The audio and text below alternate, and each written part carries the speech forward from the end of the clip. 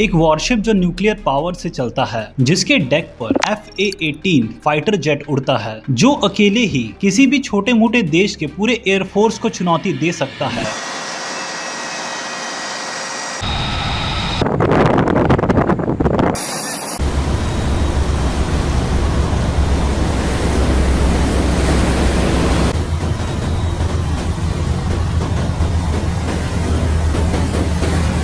लेकिन इस ताकतवर जहाज का सबसे बड़ा दुश्मन कोई मिसाइल नहीं था, बल्कि एक टॉयलेट था। जब USS Gerald H.W. Bush deployment पर निकला तो एक रात पूरे जहाज के 439 टॉयलेट्स एक साथ बंद हो गए। उस शिप पर मौजूद 5000 सेलर्स कहीं वॉशरूम जा ही नहीं सकते थे। आप जरा इस बात को इमेजिन करके देखो। आज के वीडियो में हम आपको दिखाने जा रहे हैं कि एक वॉरशिप में जिंदगी कैसी होती है। अमेरिकी नेवी का USS जेराल्ड R. फोर्ड ये सिर्फ एक वॉरशिप नहीं है, बल्कि ये समुद्र के बीचों बीच तैरता हुआ एक शहर है। 3 फुटबॉल फील्ड जितनी लंबाई, न्यूक्लियर रिएक्टर से पावर्ड, जिसके ऊपर तैनात है 75 से भी ज्यादा एयरक्राफ्ट और 5000 से भी ज्यादा सेलर्स, जो महीनों तक अपने घर से हजारों मील दूर समुद्र के बीच इस शिप में रहते हैं। लेकिन जो चीज इस जहाज को सच में चलाती है वो कोई मिसाइल नहीं है, वो है लॉजिस्टिक, खाना, नींद और पानी, और एक जरूरी चीज, हाइजीन। हर रोज इस जहाज में 17,000 मील्स तैयार होते हैं। सोचिए, एक बार में 5000 से भी ज्यादा लोगों को खाना खिलाना होता है। फोर्ड क्लास कैरियर पर 2 मेन गैलरीज हैं जो 22 घंटे नॉन स्टॉप कुकिंग करते हैं। रात के 2 बजे से 5 बजे तक के बीच ये गैलरी बंद रहती है। सेलर्स के लिए हर दिन 1600 किलो चिकन पकाया जाता है। हर रोज 160 गैलन दूध खर्च होता है और लगभग 350 किलो सलाद हर रोज इन सेलर्स को परोसा जाता है। और ये सब कुछ तब हो रहा है जब जहाज समुद्र के बीचों बीच कहीं पर गश्त लगा रहा है। एयरक्राफ्ट कैरियर पर हर 7 से 10 दिन के बीच एक सप्लाई शिप आती है। दोनों शिप एक स्पीड को मेंटेन करती है और इसी बीच 4 से 5 लाख किलो सामान ट्रांसफर किया जाता है। इस प्रोसेस को कहते हैं अंडरवे रिप्लेसमेंट, एक ऐसा मिशन जो 5000 लोगों का पेट भरता है। अगर कभी खराब मौसम के कारण इनकी सप्लाई डिले हो गई तो इनका खाने का मेन्यू बदल जाता है। फ्रेश वेजिटेबल्स मिलना बंद हो जाते हैं। तब सेलर्स को समझ आ जाता है कि सप्लाई डिसरप्ट हुई है। अब खाने की बात हो गई है तो अब बात करते हैं सोने की। इनलिस्टेड सेलर्स शेयर करते हैं एक ऐसा रूम जिसके अंदर 40 से लेकर 86 लोग एक साथ रहते हैं। यहाँ पर बेड्स को रैक कहा जाता है। एक रो में 3 रैक्स होते हैं और एक रैक की चौड़ाई है सिर्फ 27 इंच। आपने सही सुना, सिर्फ 27 इंच, यानी एक सिंगल बेड से थोड़ा छोटा। मैट्रेस की बात करें तो जूनियर सेलर्स को 3 इंच का फॉर्म मैट्रेस दिया जाता है और चीफ्स को मिलता है 6 इंच का मैट्रेस। अगर इनकी प्राइवेसी की बात करें तो इनकी कोई प्राइवेसी नहीं होती। इन सभी लोगों को एक साथ रहना पड़ता है। यहाँ पर लाइट 24 घंटे चलती रहती है, ऑफ करने का कोई सिस्टम नहीं है। ऊपर डेक पर जेट लॉन्चिंग की आवाजें, इंजन की आवाज, 80 से ज्यादा लोग जो हर पल एक दूसरे से बात कर रहे हैं उसकी आवाज। इतनी सारी आवाजों के बीच सेलर को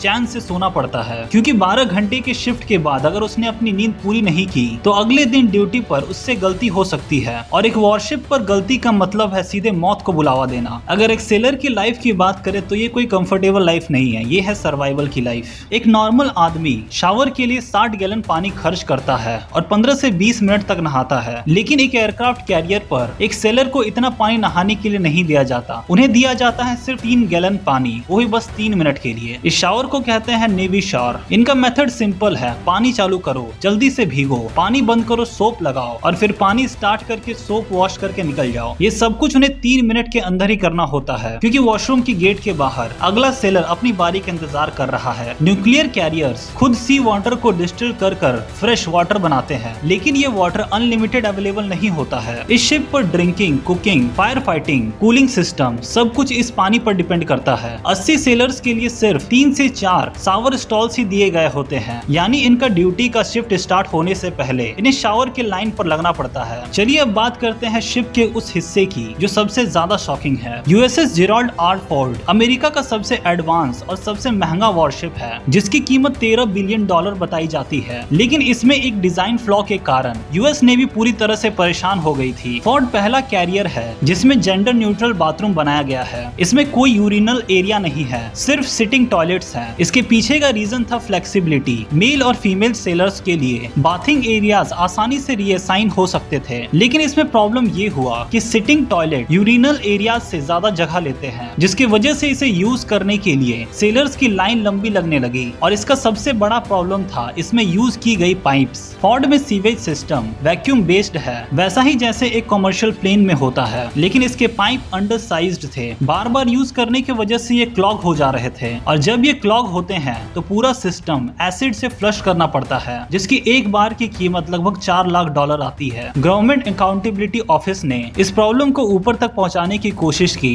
लेकिन फिर भी इसका कोई सॉल्यूशन नहीं निकला। USS Gerald एच.डब्ल्यू. बुश पर भी यही सेम सिस्टम यूज हुआ है। मिडिल डिप्लॉयमेंट के दौरान एक रात 493 टॉयलेट्स एक साथ बंद हो गए। मेल सेलर्स ने तो बॉटल यूज कर लिया, लेकिन फीमेल सेलर्स को रोक कर रखना पड़ा, जिसकी वजह से उन्हें कई सारे हेल्थ इश्यूज भी आए। एक न्यूक्लियर पावर्ड $10 बिलियन का वॉरशिप, जिसका मिशन इम्पैक्ट हुआ किसी मिसाइल की वजह से नहीं, बल्कि उसके टॉयलेट की वजह से। ये कोई जोक नहीं था, ये सीरियसली यूएस नेवी के लिए एक बेइज्जती की बात थी। खैर, अब इस डिजाइन फ्लॉ को फिक्स कर दिया गया है। एक एयरक्राफ्ट कैरियर सिर्फ तब तक ही ताकतवर है जब तक उसके सेलर्स ताकतवर हैं, और सेलर्स तब तक ताकतवर रहेंगे जब तक उन्हें अच्छा खाना, नींद और हाइजीन मिल रहा है। 5000 लोगों को महीनों तक समुद्र के बीच रखना ये सिर्फ एक इंजीनियरिंग मार्बल नहीं है, बल्कि एक लॉजिस्टिक और सप्लाईज का मास्टरपीस है। और जब ये फेल होता है, चाहे वो मिसाइल से हो या फिर खराब टॉयलेट से, नतीजा सेम होता है, मिशन फेलियर। वैसे आप क्या सोचते हैं यूएस नेवी के बारे में, जरा कमेंट बताएं। अगर आपने यहाँ तक वीडियो देख लिया तो वीडियो आपको पसंद आया होगा तो वीडियो को लाइक जरूर कर दें और चैनल को सब्सक्राइब कर दें, क्योंकि आपको ऐसी ही वीडियोस यहाँ पर देखने को मिलेंगी। मैं आपसे मिलता हूँ नेक्स्ट वीडियो में, तब तक के लिए बाय।